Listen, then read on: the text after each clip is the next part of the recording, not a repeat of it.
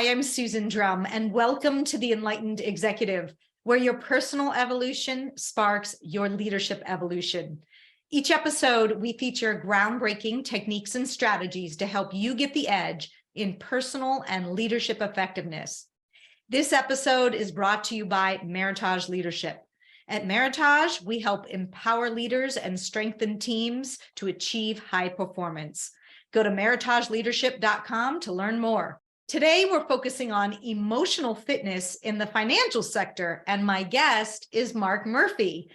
Mark is the Chief Executive Officer of Northeast Private Client Group and is the author of 3 books, including the just launched title, The Ultimate Investment, a roadmap to grow your business and build multi-generational wealth. Mark has been ranked #1 in New Jersey and #15 in the nation on the Forbes America's Top Financial Security Professionals list for 2022. His company, Northeast Private Client Group, is a national financial planning and wealth management firm which focuses on the process by which clients use financial products rather than the products themselves. Mark believes true financial wealth is developed with a high level of emotional fitness, driven by wealth accumulation strategies and a plan that will work under all circumstances. So welcome, Mark. I'm excited to learn more about your unique mindset. Well, thank you, Susan. First of all, I appreciate you, and you were so kind to mention my most recent book. I also have a copy of my favorite book that I've just read, which is your book, The Leader's Playlist. So thank you. In fact, I not only was so impressed, I made our entire leadership team read that book as well. So that's wonderful. I just want to tell you, we're huge fans of you as well. But people. I think what I've always focused on is that people always want to figure out, how do I create wealth? How do I create wealth? And so what I've said for probably 30 years is I've said, money markets, CDs, IRAs, 401ks, stocks, bonds, mutual funds, blah, blah, blah. Most of our clients will have some or all those assets. Most of our clients will have some or all those assets all their life, but at best they're inflation adjusted holding tanks. I always say, if Bill Gates was on the phone with us today, he wouldn't say, I'm worth $110 billion because of my 401k or because of my mutual funds. Right. Yeah. So, there's really only 3 ways to create wealth. And that's either investing in your business or some other operating company. It's investing in real estate. It's financing deals. And I'll leave out divorce and inheritance. You can do it that way too, but I don't think we'd focus on that as well. And so one of the concepts that we've worked on, quite extensively is, and I've been working on this with my partner and friend, I've been hearing about it from, and I've really started to explore it, is that Japanese concept of agaki, where the 4 questions you ask are, you ask, am I passionate about this business? The first question. The second question you would ask yourself, am I good at it? The third question you ask is, does the world need that product or service? And then the 4th question we ask is, can you get paid to do it? And so, it's got to be kind of a yes to all of those things. And for your audience, which I think, I understand to be a lot of CEOs and owners of companies, but also some senior executives of some very large companies, is I've always thought the best investments entrepreneurial thinking people make, and that includes people that are not the CEOs of their companies, is when they invest in themselves.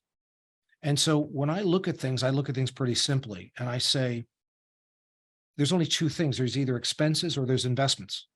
And if you're an investment in my organization, you're always on the chopping block.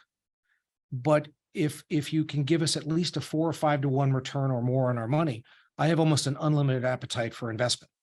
There's not too many places where you can get a 400 or 500% return on your money or better. And it's something that you can control, that you're an expert in, and allows you to grow that business. So if I only had $1 to invest, I always tell our clients to put it in their company. And it's also, then you go and say, well, so many of the senior executives, that's easy if you're an owner of the company or the CEO to do it.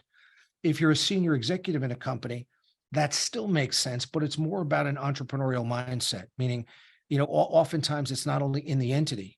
Sometimes it's in helping that executive be able to acquire the skill sets necessary to get the next job they want, or to improve the EBIT of their company. Sometimes for them, it's investing in education, or it's investing in leadership skills, or it's investing in building a network around them. It's a variety of things to prepare them for that next opportunity. because I think there's so many people working so hard day to day that I think one of the things that I think people really appreciate is somebody that can just slow them down for a very short period of time and say, I'm working so hard today at the task is at hand, but is someone helping me to happily create and shape and drive that vision of where we want to be? And so that's why, I always say I'm a key business strategist, critical thinker, and financial advisor. I always put that third because I think the first two are more critical. Yeah, so I love what you're saying with regards to investing in yourself should be thought of like a business, and how much time and effort and resources are you putting against growing yourself and your leadership. Clearly, I'd be totally on board on that conversation, because it does make the difference. How do you know you're making the right level of investment? And the reason I say that is because I think most are under investing, but have you ever come across a situation where you think somebody's over investing in that? Well, I think if you believe you're getting a 4 or 5 to 1 return on your money or more, the answer is it's possible, but rarely. But it certainly is possible. But I think what you have to do if you're an entrepreneur is you have to start with a concept called cash confidence. Meaning, I think the first thing you have to do is to make sure that you have cash confidence so you have the ability to make the long-term investments in your business. I think, the reason why people don't achieve the success that they want or sometimes get stalled is because the plan gets interrupted because there's either cash confidence in the business, there's lack of cash confidence in the business or in their personal lives where they cannot make the necessary investments they need to grow the business. They see the path, but they don't have the ability to do that. So it starts, I think, with cash confidence. And that's essentially cash flow, or having the ability to have either that money in the bank or ARR, annual recurring revenue that comes from other sources, so that they have the wherewithal to be able to do that. If you have to, so many people, and we're not talking about people making hundreds of thousands of dollars a year, but making millions of dollars and even beyond millions of dollars a year, oftentimes are dependent upon that paycheck for their lifestyle. And so they really can't make long-term investments in the business if they don't have, the ability to see it out. One of the things you mentioned, I love your concept of conscious leader. And to me, the kind of the turning point of that was, I used to think that kind of core values was sort of like a consultant term, where people talk about their core values and create core values and those sort of things. And, I was kind of young and didn't really understand it clearly and, kind of embraced it intellectually, but didn't really embrace it internally. And I think the change in my mindset was as following. When I stopped thinking about people as expenses and I started thinking about investing in the people in our company, that's when the thing just didn't grow. We were successful, but it grew geometrically when I started to think of them as investments. So when people say to me, when I hear a business owner say, my payroll is my biggest expense. Well, I've said, well, if they're an expense, you should fire them all. But if they're an investment, how do you pour in those people? So once you get that mindset, then the second mindset is the mistake that at least I made for a long time was I would just throw bodies and money at problems because we had the ability to do that. And all I did was kind of create more complexity and more confusion and more other things that were undesirable. And then as you kind of got that core values, and I sort of sat down finally and I started to work on what I thought was important and the core values to me. And when I started to get those crystallized, it then became clear is that I interviewed every employee and I interviewed every prospective employee on my core values. And it was clear to me that, people that did not have one or two of my core values could not be long-term successful in that business. And there was exit visas imminent. And if they were being interviewed, they certainly wouldn't be part of the organization. And it's amazing to me that when you have a group that really, understands what you're doing and has the capability to do their job, but has your core values, you've got an organization that can fly. So to give you an example, say one of our core values is I would sit down with somebody and say, hey, Susan, one of our core values is we not only want to create an experience, we want to create a wow experience for every single client we have. So if you don't wake up every day totally jazzed to create that experience for that client, you are going to be miserable here. And those people outside my door are going to hate your guts. They're going to hate you because that's what they do is they wake up every day and you sort of go value by value by value. And the idea is that once you start to get those people that are aligned with you, and then it's amazing how much smarter I got when I got people that were aligned with my values and wanted to be there and had the capability. Couldn't agree more. I've recently had the same thing, understanding that for me, authenticity is such a core value, being willing to speak up about challenges, but successes. And most recently realized that some new people hired weren't quite aligned with that. And they wouldn't speak up with an authentic voice. And that doesn't fit our culture ultimately. So I do agree. Now, what's the term emotional fitness mean? Tell me about that. Well, I think when you talk about the 4 types of intelligence, everybody knows what IQ is and, just raw natural intelligence. And people are very familiar with, the emotional intelligence. Can you read, can you read the room? Can you see people? Can I see that Susan's happy or engaged, or she's folding her arms and, is not with me or angry or something?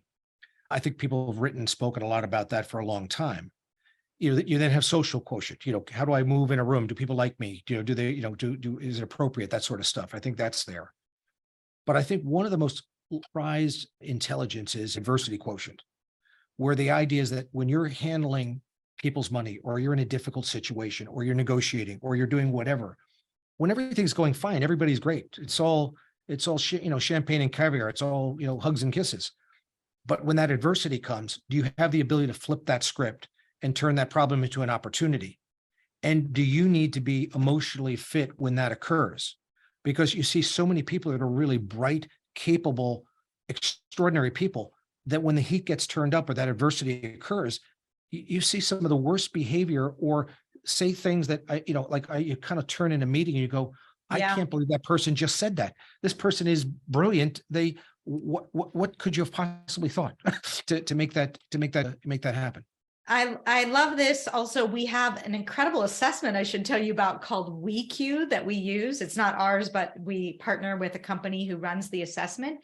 And what it does is measure your internal experience under stress or conflict, and what that internal experience, what you think, feel, and believe, and what the other person, can you best judge what the other person thinks, feels, and wants? Sorry, it should be what I think, feel, and want, and how cognizant am I of that, and the other person in the middle of stress and conflict.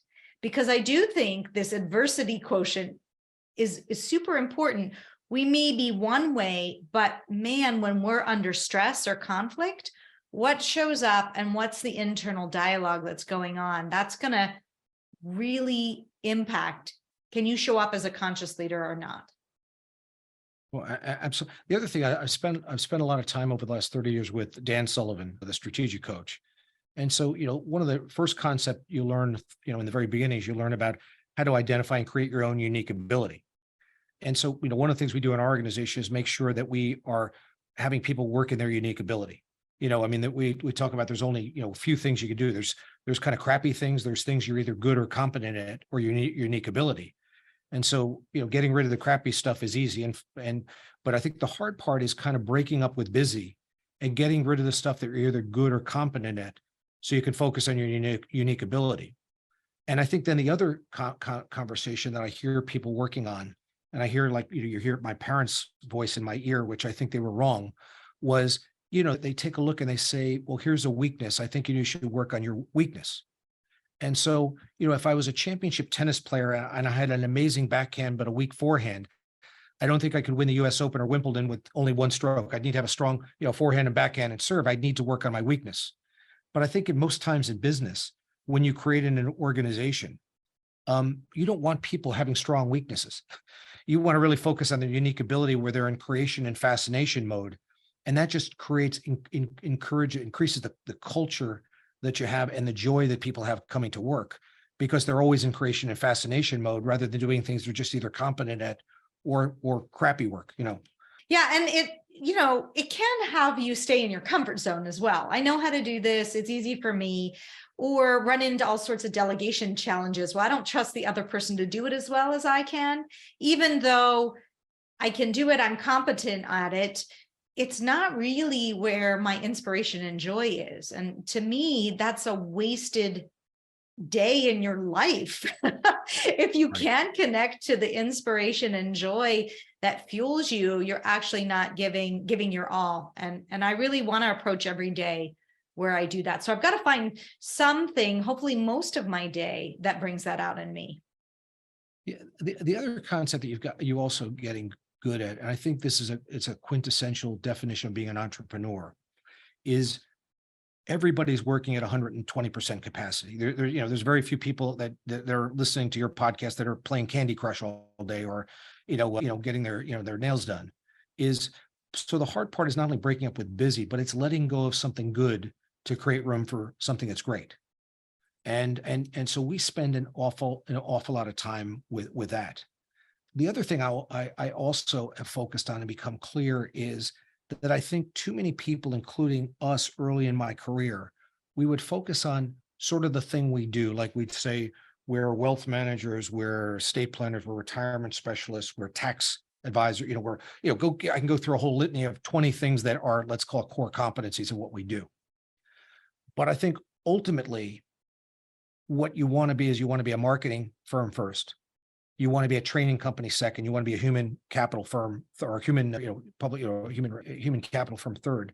And then you want to be all those various core competencies. So I don't think that they can ever be higher than fourth, fifth, sixth, seventh, eighth down the list. And ultimately, I've just come to the conclusion that it doesn't matter how good your business is or how great it is, and you hope it's great. But there's so many great people that we get to meet who can't get their message out and are either not successful or clearly not as successful as they could be, because the world does not know and can't get to their business. And I think that's where we spend a lot of times with clients, as a key business strategist or critical thinker. You also, I think, want to focus on, as I said, not just your core competencies, but I think in our business, we focus on kind of fixing problems. Like, as an example, one of the famous cases I was involved in, and this was now going on, 18 or 20 years ago, it was front page of the Wall Street Journal when we sold Whole Notes music catalog tax-free. Or the story I'm proudest of, because my son was involved in it. He was, he's been part of our company for a couple of years. We had a family in Afghanistan that was on the death list because they were working for the United States government against the Taliban, and they had 4 little children. Mm. And we were able to use our contacts to be able to get on the phone within an hour with a Taliban commander and get that family with those 4 little kids where they were killing people, and they were looking to kill not the entire family, and got them through the checkpoints and out of the country. And so, I think that the fun part of that business is not, that the value and the magic always occurs in just being an incredible listener and being seen as a resource to people. That's where the magic occurs, as opposed to, sitting down and, what's a core competency is to sit down and say to somebody, there's only 2 asset classes, even though I know there's dozens and dozens of asset classes. And we believe that when we manage money. But there's only 2 classes of money, where you sit down and you say, for our purpose, it's only paychecks and either free capital or play checks. And so the idea is what we want to do is create a series of assets where people can either get a guaranteed or a highly reliable rate of return on their money. And we'll call those paychecks. And then we want to have another series of assets where you can spend it, you can save it, you can give it away. But the important thing is it will not be responsible for producing income for that family. So if you have both paychecks and play checks, you have financial freedom. But there's still one more level. The other thing we try to also do is make sure that people have earned income beyond normal retirement age. I think too many people are selling their companies, paying off debt, paying lots of income taxes, and then winding up with a pot of money. But then they have to figure out how to redeploy that money, as opposed to continuing to nurture and gain that asset. So I call that their money machine. So that's why I always say, if you have $1, we want to feed the money machine first. Kind of a all the convoluted things answer. you've said are so different. I mean, first of all, you're far beyond just a traditional wealth manager. You're getting people out of hostage situation. That's pretty incredible. Well, clearly that's a mindset that extends far beyond the tactical of managing your money. How is it that you end up playing in those spaces as well? Well, I think also it's people around you. I think that, say in the money management space, I don't think you would have anybody working for you that wasn't a CFA. I want people that have run their own funds before to manage our clients' money. On the insurance side of our business, we have a medical director. I want to keep a doctor on staff at all times, so that I can go my doctor to the insurance company's underwriters and make sure our clients are getting the best offer. I want to be able to negotiate, for instance, one of the, I want to be able to negotiate with our clients. Let's, for instance, let's say they're in the healthcare field. I want to develop strategies to get insurance companies to pay them more money for the same work. Or I want them to be able to get some buying power to be able to lower their cost of acquisition, so they can increase their profitability or EBITDA. I think the idea is that, ultimately it's really, I mean, I think our business is really about being a great listener. And I think if you're a good listener, Susan, as I know you're an amazing listener, if you're a great listener and you ask powerful questions, people will tell you what they want. And then it's really easy to figure out how to get hired or how to get paid if you can add more value than anybody else. And more importantly, if you can deliver exactly what the person has asked you. Remember, I think that the interesting thing is that the thing that's so confounding to me 37 years later is you'll sit down with somebody and talk to them and have a process of, let's call it intelligent questions. And you'll sit down and ask them those pointed questions for, I don't know, 45 minutes, an hour, 2 hours, until you really get a handle of who they are. And then you'll come back at maybe a second meeting where you'll kind of make some comments and some recommendations and maybe lay out a clear strategy. And virtually every time they'll sit with me and they'll say, how did you know that? That's exactly what I was thinking. And I keep thinking to myself, I'm not a mind reader. It's exactly what you told me at our first meeting. Like it was, it was like, but I listened and I remembered. It was like exactly like you said you wanted A, B, C, and D. And I said, well, here's a plan to get A, B, C, and D. They go, this is amazing. Nobody's there. And like, I'm like, I like hold my hand and I'm like, I am still mesmerized this many years later that, like they think I'm a mind reader, and I'm not a mind reader. You just ask good questions. And I think people want to be helped. They want to be able to trust somebody. They want to be able to unburden. I think sometimes when you're at a senior level at a very big company and there's a lot of politics there, or you're the CEO of your own company, I think it's a pretty lonely place sometimes. Part of it is that it's hard to know who to trust. It's hard to unburden your fears. Let's call it to your employees. You don't want to cause panic in the office, or if you're in a competitive world, you don't want to, share this opportunity that you have that maybe somebody will steal, or a weakness you may have that somebody could capitalize on. And so I think, part of it is it just being somebody that can listen and ask great questions and then have the resources to help solve those problems. It's a pretty fun way to get to make a living, Yeah.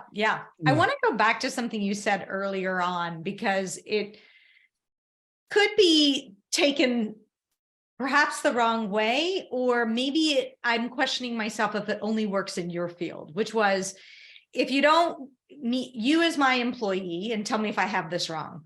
Okay. If you aren't giving me a 4 to 5 return on my investment, then you're out the door, essentially. In your world, that's easy to measure because you're in financial services and the scorecard is very clear. In many other professions, the scorecard is not so clear. It's not so easily measurable. So how do I even know I'm getting 4 to 5 or even double my investment in that? And so I just want to ask you how if I have that philosophy right, and if so, how would someone outside of a pure numbers scorecard apply that? Well, first of all, I think it all starts with humility, because I think hubris is the ruination of all who have it. So if you were able to talk to maybe my ex-wife, she would say to you, she could tell you all of the things that I might have spent, say $10,000 or more and invested in that did not work. But I would have also, and she would have been correct. But especially when I was younger and was trying to figure things out more. Not that we're not always learning and growing. But I also would say to her, if we didn't do those half dozen things that didn't work, we wouldn't have done the other 2 or 3 things that made us millions or tens of millions of dollars. And so part of it is it's more of an art rather than a science. It's a scientific guess, and you get better and better at it with experience and bringing the right team around you, bring the right people around me. I started making better decisions with not only a little wisdom and a little bit of trial and error, but also with bringing good people around you. I also think you also have to allow for its lead behavior lag results. Oftentimes, the hard thing in marketing, as an example, is to say, would we have gotten that business had we not done that marketing? Yeah. would we have gotten that? Or would we have gotten that client anyway, or would have come from somebody else, or maybe somebody re-engaged deeper in our company that already had a relationship with, but we took it to a new level because they saw what we were doing. I think there's a lot of that, and I think you have to allow that it's not going to be scientific, where you're going to be able to accurately predict what's there. But I think as a rule of thumb to me would be, generally in a business, I think that people should be looking, and again, this is just kind of pulling it out of the air, is I think you should be willing to put maybe 20% of your profits and looking to reinvest that to grow not only the value of your enterprise, but to grow your annual recurring revenue. And the one thing I would never do is, I would never starve my money machine, which is my business. But then I would use, the additional money that I did not put in my business to then invest in those businesses that I referred to as paychecks, so that I would have recurring annual revenue or annual recurring revenue and cash flow from those other businesses, which would make me truly financially independent. Mhm. And but the first part of your answer is, you don't know for sure, because if I could guarantee you that if you spent $1, you'd make $5 or more, Right. you do that all day. Yeah. But I think that, that's part of being the entrepreneur, is that part of the ability to, I don't want to say take risks, but maybe take some risks to believe in your own ability to succeed.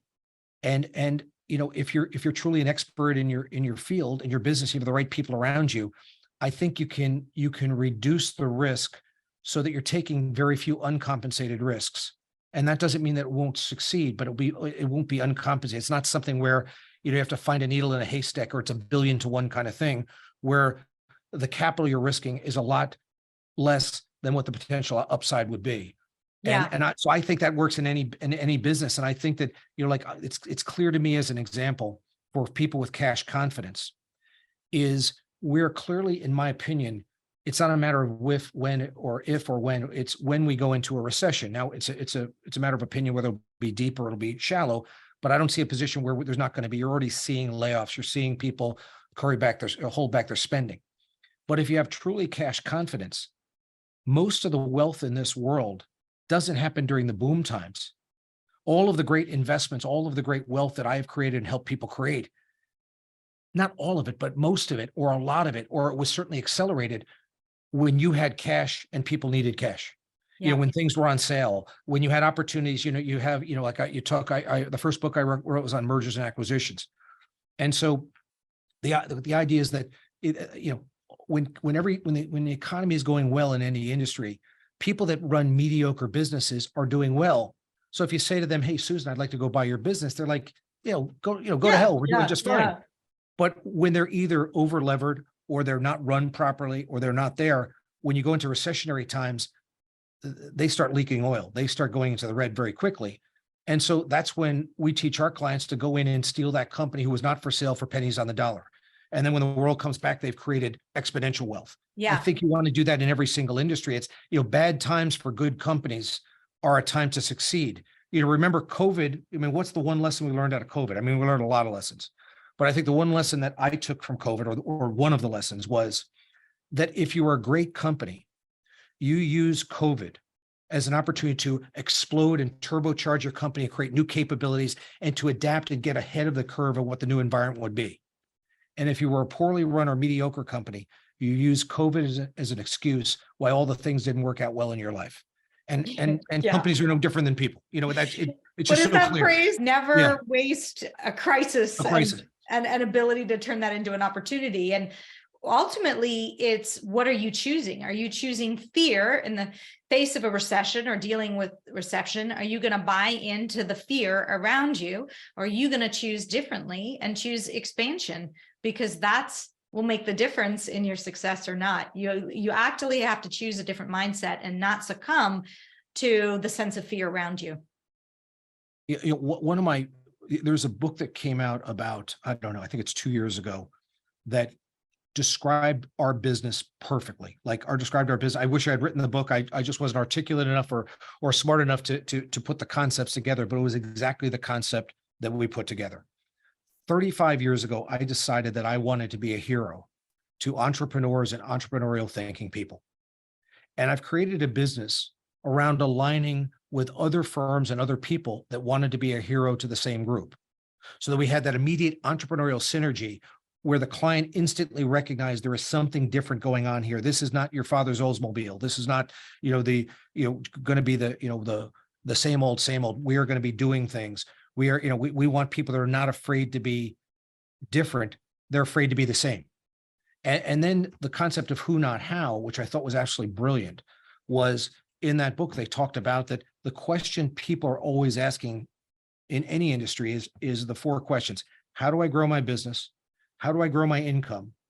How do I grow my freedom of time? How do I grow my freedom of relationships?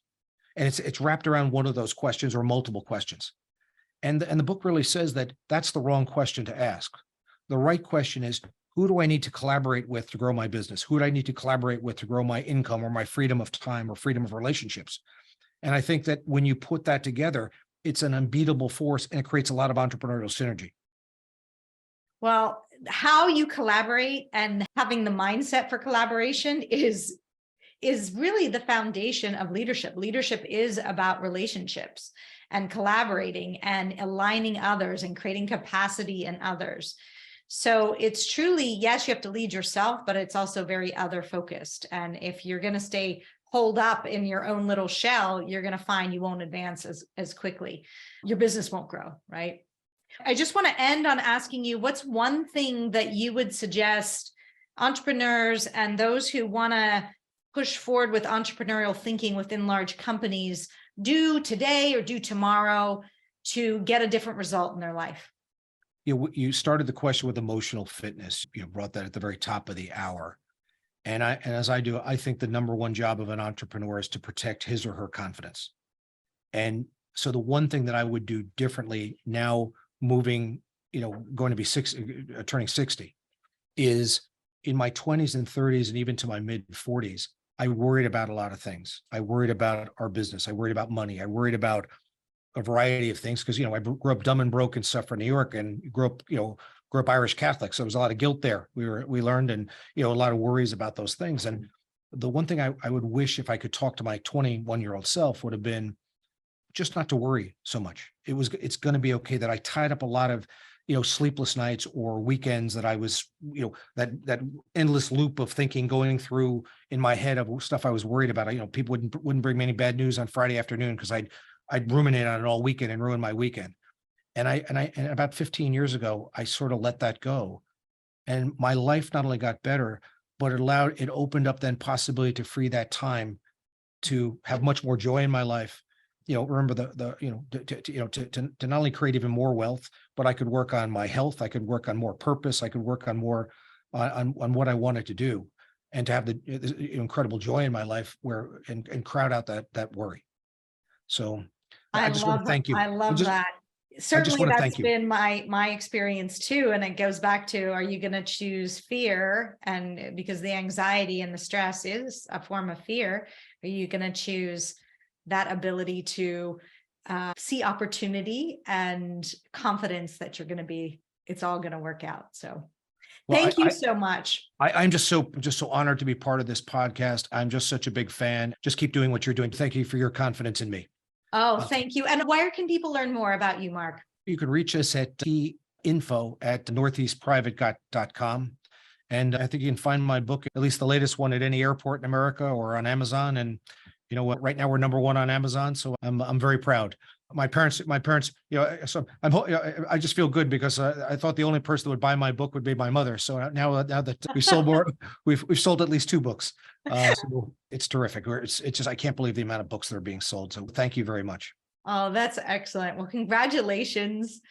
And if you like this episode, you're not going to want to miss my interview with Bob Glazer, whose passion is helping individuals and organizations build their capacity and elevate their performance. Let's all lead the way. Hope you enjoyed today's episode, and I'd like to point you to the next important step.